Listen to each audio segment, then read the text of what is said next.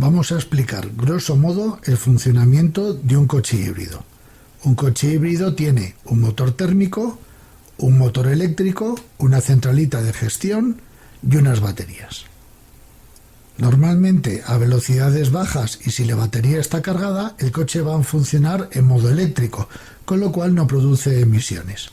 En el momento en que nosotros solicitamos más potencia o las baterías se agotan, el motor térmico se encarga tanto de mover el coche como de ir cargando la batería.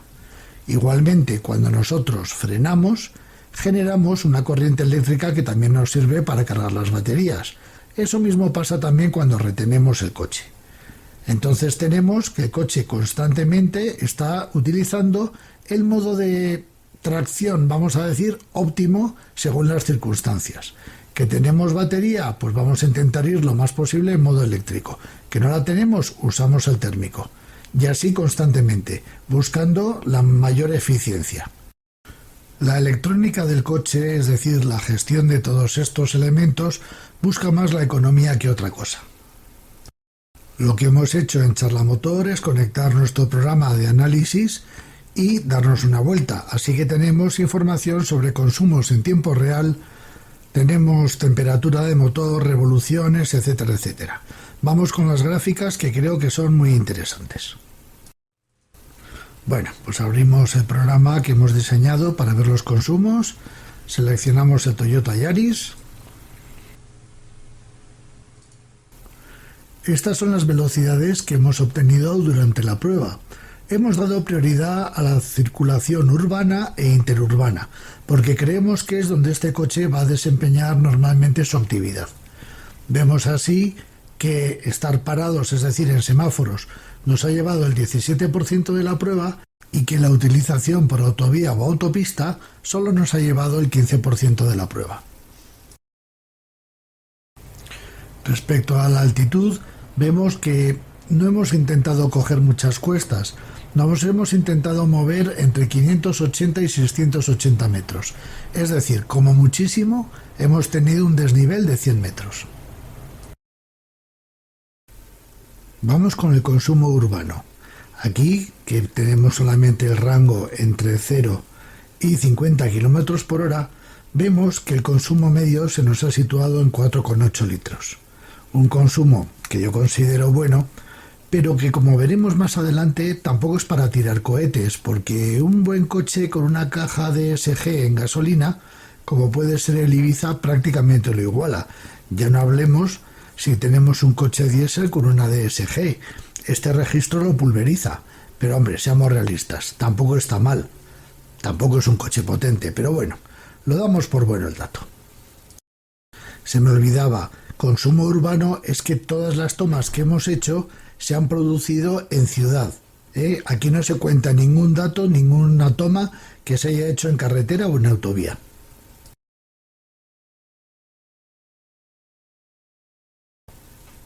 Y aquí tenemos lo que a mí realmente me ha llamado la atención en el consumo de este coche, que son los consumos en recorrido interurbano. Fijaros que entre 40 y 90 km por hora el coche se mantiene entre 3,5 y 4,1 litros a los 100, una cifra nada desdeñable. O sea que realmente este coche donde va bien es en recorridos interurbanos, más que en ciudad.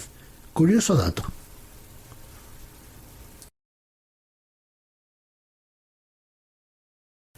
Este gráfico corresponde a los consumos en autovía y vemos que el Yaris empieza a no encontrarse cómodo.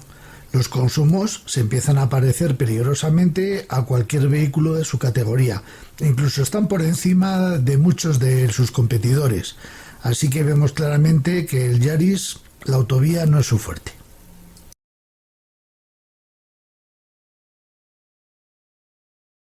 Y aquí tenemos los consumos en llano, es decir, todas estas tomas se han realizado con un 0% de desnivel y vemos, confirmando lo que antes hemos dicho, que el rango entre 40 y 90 km por hora es el rango donde este coche da lo mejor que tiene. Es decir, vemos unos consumos muy ajustados. Ese 0,9 que tenemos de consumo entre 121 y 130 es porque hay una sola toma que pasé de 120 y rápidamente levanté el pie. Por eso a 121 solo gastó 0,9 litros a los 100. Por cierto, se me olvidaba una aclaración. Las velocidades son velocidades del GPS, no son ni de la toma de OBD ni la velocidad que da el coche. Es la velocidad de GPS, con lo cual los 120 son 120 reales. Este dato es muy interesante porque demuestra cómo penaliza a este coche la caja de cambios CVT que lleva. Fijaros cómo varían los consumos del coche simplemente con un desnivel del 1%. Y ya fijaos cómo cambia la cosa con un desnivel del 3%. Vemos que el consumo medio es de 5,1 porque los consumos entre 50 y 20 km por hora son los de ciudad. Por eso no vemos que haya que se despegue el consumo, ¿no? Pero claro, en cuanto salimos a carretera empezamos a ver unas cifras que se ve claramente que esta caja de cambios penaliza al coche. Vamos con el ruido interior. Aquí podéis ver que salvo que estemos parados o circulemos a muy baja velocidad o en modo eléctrico, difícilmente vamos a bajar de los 85 decibelios. Es decir, es un coche que no brilla por ser silencioso precisamente.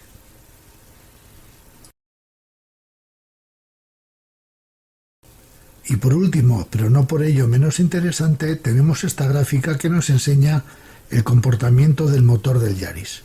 Fijaros que en ciudad, si tenemos zonas donde las revoluciones del motor térmico son cero, que es al principio de la gráfica, podéis ver que tenemos muchos escalones. Vemos ya que cuando salimos y cogemos un poquito de velocidad, 60-70 km por hora, ya vemos que el motor térmico está constantemente funcionando a un mínimo de 1000 revoluciones, con unos picos de 3000. Luego vemos que cuando salimos a carretera, a partir de 80-90 km por hora, el motor tiene unos picos y un comportamiento que te desconcierta, porque de repente ves que va a 1000 vueltas y de repente ves que sube a 4000 vueltas teniendo la misma velocidad. Es decir, es como si llevaras un soniquete y si tú estás acostumbrado a conducir un coche normal donde la velocidad es proporcional a las revoluciones del motor, este coche te va a desconcertar, porque yendo a 110 o a 120, tan pronto el coche va a 1000 vueltas que de repente va a 4500 vueltas. Y a eso tienes que acostumbrarte. Viendo esta gráfica entiendes perfectamente por qué Toyota se ha decantado por una caja CVT, porque con una caja de cambios normal tendría que tener miles de relaciones para poder tener este comportamiento, porque lo que realmente prima en este coche es la carga de las baterías. Entonces vemos eso, que si no tuviéramos una caja CVT sería imposible. Además hay algo que a mí personalmente me parece desagradable, que es en los recorridos por autovía y autopista que el motor está constantemente subiendo a tope de revoluciones. Es que parece que va a explotar. Ahí yo creo que tenían que haber buscado otra solución, porque fijaros, en el rango de velocidad entre 100 y 120, que constantemente son picos que pasan de 1000 a 5000, de 1000 a 5000 vueltas. Y eso la verdad es que es desconcertante y bastante molesto. La verdad es que los consumos del Yaris no nos están volviendo locos, así que le he pedido al dueño del Ibiza, que estamos siguiendo en la prueba de larga duración, que nos lo dejara. ¿Por qué? Porque vamos a hacer un recorrido mixto. Vamos a ir a hacer un recorrido donde vamos a hacer un 25% de autopista, un 25% de carretera y un 50% de ciudad. Son las 12 de la noche, hace un frío que pela. O sea que creemos que las condiciones de tráfico y climáticas no van a afectar, puesto que no vamos a usar los aires acondicionados. Así que vamos a dar la vuelta y vamos a ver los consumos. La ruta es, saliendo del Torreón del Pardo, vamos a irnos a Las Rozas, al karting de Carlos Sainz, que eso es la mitad carretera, la mitad de autovía. Volvemos a bajar por autovía hasta Madrid, entramos por Princesa, vamos a la Plaza de Colón, de Plaza de Colón subimos a Plaza de Castilla, cogemos Cardenal Herrera Oria y terminamos en la Federación Española de Golf. Un recorrido, vamos a decir, mixto y bastante equilibrado.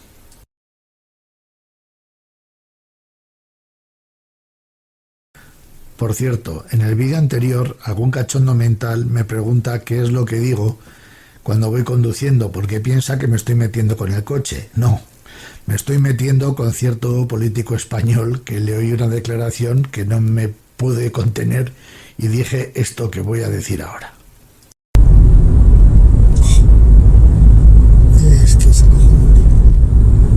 Y no me preguntéis qué político es porque no lo voy a decir, pero os voy a dar una pista.